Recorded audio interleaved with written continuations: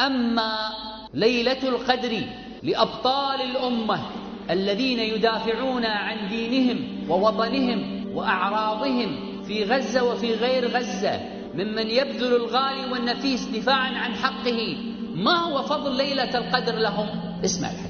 الحديث الذي أخرجه ابن خزيمة وصححه ابن خزيمة وصححه السيوطي وحسنه البوصيري وابن حجر والألباني، أن أبا هريرة رضي الله عنه وأرضاه كان مرابطا، ففزع الناس إلى الساحل، ساحل البحر، فزعوا إليه، سمعوا خبرا بأن العدو قادم من جهة البحر، فهم أرادوا أن يسدوا هذه الثغرة، فهرعوا إلى هذه النقطة، ففزع الناس إلى الساحل،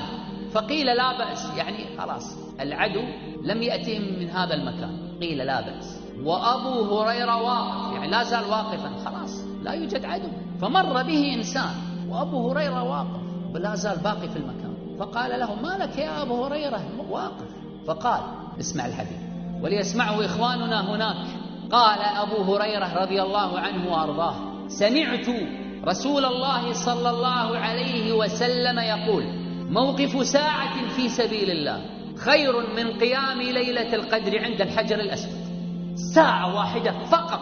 تدافع عن دينك، تدافع عن وطنك وسط الخذلان المخزي، ساعة واحدة فقط خير من قيام ليلة القدر، مضمون أنها ليلة القدر ب83 سنة عند الحجر الأسود، أي في المسجد الحرام، والصلاة في المسجد الحرام ب100,000 صلاة، وليلة القدر ب83 سنة، يعني 83 سنة ضرب 100,000، 8,300,000 سنة عبادة،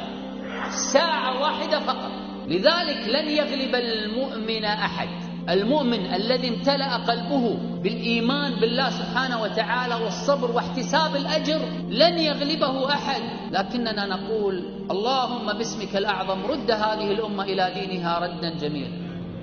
وانصر بها الإسلام والمسلمين.